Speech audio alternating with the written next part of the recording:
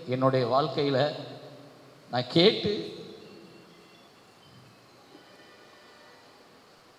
எனக்கு முடியாது இல்லைன்ற வார்த்தையை சொல்லாத ஒரே ஆள். ஆனால் எங்களுக்கெல்லாம் என்னமோ தெரியல, கருப்பு தோளாக இருக்கிறனால மரியாதை கிடைக்க மாட்டேங்குது. நாங்கள் சபை சார்கிட்ட பேசிகிட்டு இருக்கும்போது அவர் இறக்கும் தருவாய்க்கு ஒரு 2 நாள் முன்னாடி கூட ஒரு இயக்குனரை பற்றி சொல்லிக்கிட்டே இருப்பார் எங்கள்கிட்ட. இப்போ அவர் தான் பேசுனார், இப்போ அந்த படம் தான் ஒர்க் பண்ணுறோம் அப்படின்னு ஒரு பெரிய ஒரு ஆட்டோகிராஃப்ன்ற படத்துக்கு அவரும் பங்களித்து விட்டு தான் அவர் சென்றிருக்கிறார். அந்த படத்தினுடைய இயக்குனர் திரு சேரன் அவர்களை வருமாறு அழைக்கிறேன்.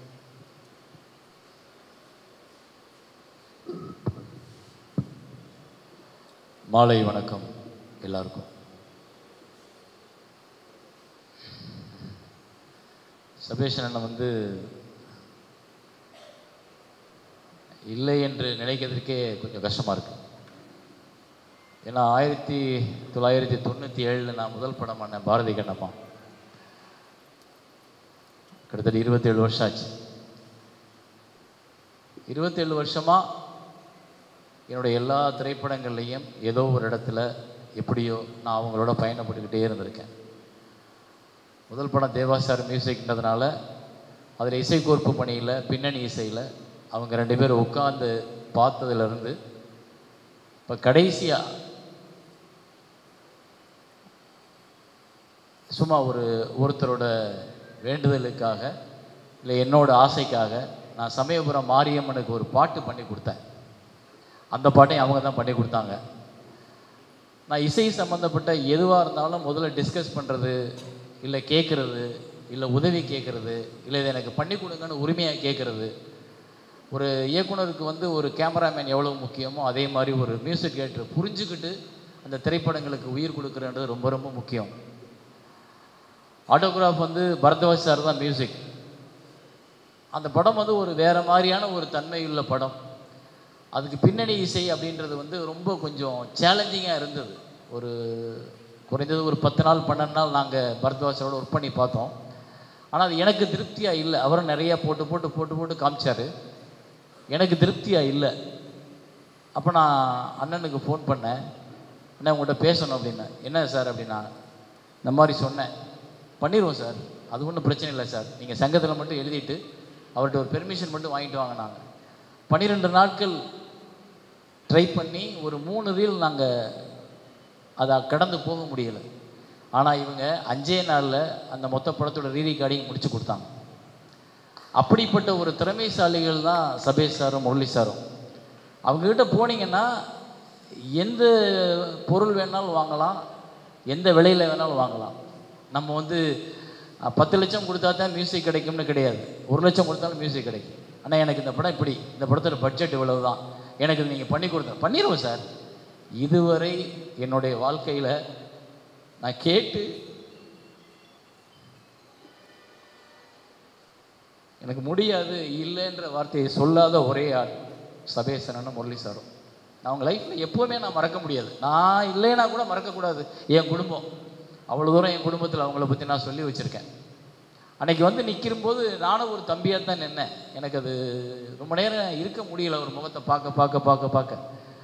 அப்படிப்பட்ட ஒரு நல்ல மனிதனும் கூட. அதாவது ஒரு நாள் இத்தனை படம் ஒர்க் பண்ணியிருக்கோம்ல, ஒவ்வொரு டைரக்டரும் நீங்கள் நினச்சிருப்பீங்க, ஒரு 2 படம் வேலை பார்ப்பாங்க, 3ஆவது படத்தில் ஒரு சண்டை வரும், உரசல் வரும், பிரிவு வரும், பேசாமல் இருப்பாங்க, லைஃப் லாங்காக பேசாமல் இருப்பாங்க, அப்புறம் அடுத்து வேறு மியூசிக் டைரக்டரை மாற்றிருப்பாங்க, இப்படி நிறைய போகும். ஆனால் அவர் 2 பேர் கூட ஒரு நாள் கூட ஒரு சின்ன முக மாற்றத்தை நான் பார்த்ததே இல்லை. 2 பேர்கிட்டையுமே நான் சொல்கிறது, சபேஷ் அண்ணனும் சரி முரளி அண்ணனும் சரி. முரளி அண்ணன் எனக்கு ரொம்ப பெட்டு. அதனால் என்ன ஒரு சபேஷ் அண்ணன் என்னையை புரிஞ்சுக்கிட்டு, முரளி நீ சொல்லிடு முரளி அப்படிம்பாரு. ஆனால் அவர்கிட்ட நல்லா பேசுவேன், அதை கூட அந்த அட்வான்டேஜை எடுத்துக்காமல் முரளி அண்ணன் மூலமாக சொல்ல வைப்பார். அப்படி ஒரு நல்ல ஒரு சிறந்த குணம் உள்ளவர். பார்க்குறதுக்கு கொஞ்சம் முன்னாடி முரடு மாதிரி தெரிஞ்சிருப்பார். முன்னாடிலாம் பார்க்கும்போது எனக்கு சபேஷ் அண்ணனை பார்த்தா பயம் இருக்கும். முரளி அண்ணன்ட்ட நல்லா பேசுவேன், அதனால தான் இவர் கொஞ்சம் டஃப்பாக இருப்பார் பார்க்க. ஆனால் அதுக்கப்புறம் தான் தெரிஞ்சது அவருடைய மென்மையான குணம். அது எங்கே எனக்கு ரொம்ப தெரிஞ்சதுன்னா, பொக்கிஷம் படத்துக்கு அதுக்கு முன்னாடி ஆட்டோகிராஃபில் ரீகார்டிங் பண்ணி முடித்த உடனே எனக்கு அந்த வேலையை மதிப்பிடுறதுக்கு ஒரு வாய்ப்பு தேவைப்பட்டுச்சு. ஏன்னா அவங்களோட ஒர்க்கு அவ்வளோ பிரமாதமாக இருக்கு. ஒரு திரைப்படத்தை முயற்சி பண்ணி முடியலை மாற்றினது ஒரு 5 நாள். இப்போ சொன்னார்ல, அந்த ரீரிகார்டிங் யாராலையும் பண்ண முடியாது அப்படின்னு. அப்படிப்பட்ட ஒரு ரீரிகார்டிங்கை 6 மாதம் 7 மாதம் உட்காந்து எங்கேயோ ஃபாரினில் உட்காந்து பண்ணலை, இதே ஏவிஎம்ஜி தியேட்டருக்குள்ளே உட்காந்து 5 நாளில் பண்ணி முடித்தாங்க. அப்போ அப்பேற்பட்ட திறமைசாலிகளுக்கு நம்ம என்ன பண்ண போகிறோம், எனக்கு என்ன இருக்குது பண்ணுறதுக்கு, நான் யார் அப்படின்னு யோசிக்கும்போது அவங்கள ஒரு படத்தில் மியூசிக் டைரக்டராக மாற்றணும் அப்படின்னு சொல்லிட்டு தவமாய் தவமிருந்து படத்தில் அவங்கள மியூசிக் டைரக்டர் அப்படின்ற இதை எனக்கு பண்ணி கொடுங்கன்னு அவங்ககிட்ட கொடுத்தேன். அந்த பாட்டு சபேசனோட வாய்ஸ் வந்து தமிழகம் முழுக்கும் அப்பாக்கள் இருக்கிற வரைக்கும் பாடுவாங்க. எவ்வளோ அப்பாக்கள் இருக்கிறதோ, இந்த யுகம் இருக்கிறதோ, அது வரைக்கும் அந்த ஒரே ஒரு ஊருக்குள்ள பாட்டை பாடுவாங்க. அப்படிப்பட்ட ஒரு பாட்டை அவருக்கு என்னால் கொடுக்க முடிஞ்சதுன்றதில் ரொம்ப மகிழ்ச்சி. பொக்கிஷம் திரைப்படம் அடுத்து பண்ணோம். அதுக்காக நாங்கள் ஆலப்பி போயிருந்தோம் மியூசிக் கம்போசிங்காக. அதுக்கு தான் முதல் முறை நான் கம்போசிங்காக வெளில போகிறதும் அவங்க கம்போசிங்காக வெளில வர்றதும். அது வரைக்கும் நானே கூட பெரிய கம்போசிங்கில் வெளியே எங்கேயும் போக மாட்டேன், இங்கே பிரசாத்தில் இல்லை இதில் அப்படி தான் பண்ணுவோம். அப்போ நான் ஒரு அவுட்டிங் போகலான்னு சும்மா ஜாலியாக போகலாம் வாங்கன்னு கூப்பிட்டு போனேன். அந்த ஒரு 3 நாள் நான் அவரோட, நான் சபேஷ் அண்ணன், முரளி அண்ணன், யுகபாரதி, எஸ் ராமகிருஷ்ணன் சார், இந்த 5 பேரும் ஒரு ரூமில் அந்த போட் எடுத்துக்கிட்டு போட்டில் போய்கிட்டே மியூசிக் பண்ணார். போட்டில் ட்ராவல் பண்ணி போய்கிட்டே இருக்குது. காலையில் போய் மத்தியானம் சாப்பிட்டுட்டு உட்காந்துருக்கும்போது டியூன் வரல ரொம்ப நேரமாக. என்ன சார் பண்ணுறது, வரமாட்டேங்குதா சார்னா போய் போட்டை ஓரம் கட்டிட்டோம். ஓரம் கட்டிட்டு நல்ல மீன் குழம்பு சாப்பிட்டுட்டு உட்காந்து நிலா நீ வானம் காற்று மலை அப்படின்னாரு. சூப்பர் நேனே, அப்படியே ஒன்றுதான். ஒவ்வொரு வார்த்தைகள் தானே இருக்கணும், ஒரு வரி இருக்கக்கூடாது, ஒரு பாட்டு பண்ணுவோமான்னு. ஸோ எதுக்காக அதை சொல்கிறேன்னா, என்ன கொடுத்தாலும் சேலஞ்சிங்கை எடுத்துக்கிட்டு அதுக்காக 10 நாள் 11 நாள் ப்ரிப்பேர் பண்ணாமல் 10 நிமிஷத்தில் ஒன்று போட்டு காட்டுற அசாத்திய துணிச்சல், அசாத்திய தைரியம் இங்கே இருக்கிற எத்தனையோ பேருக்கு இருக்குது. ஆனால் எல்லாத்தையும் விட நான் பார்த்து வியந்தது சபேஷ் அண்ணனும் முரளி அண்ணனும். இந்த தமிழ் சினிமாவின் தவிர்க்க முடியாத முக்கியமான இசையமைப்பாளர்கள் 2 பேரும்.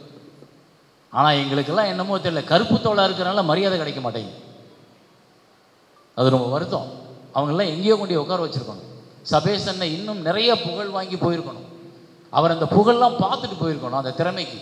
ஆனால் திறமைசாலிகள் நிறைய நேரம் ஒதுக்கப்படுறாங்க. அப்படி ஒதுக்கப்பட்டதில் இவங்களும் 2 பேரில் ஒருத்தர். இன்னும் நிறைய படம் பண்ணியிருக்கணும். அவங்க இப்போவும் சொல்லுவாங்க, சார் எங்களுக்கு நீங்கள் தான் சார் சூப்பர் ஸ்டார்பாங்க. அது ஏன்னா நான் தான் அவங்களுக்கு தொடர்ந்து படம் கொடுத்தேன்.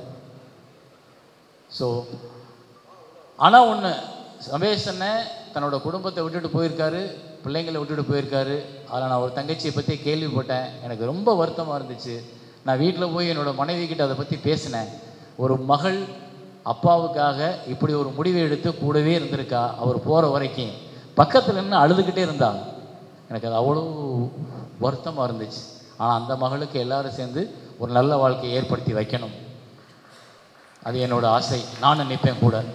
ஸோ சபேஷனோட ஆத்மா அமைதி கொள்ளட்டும், அவருடைய புகழ் நிலைத்து நிற்கட்டும். நன்றி, வணக்கம்.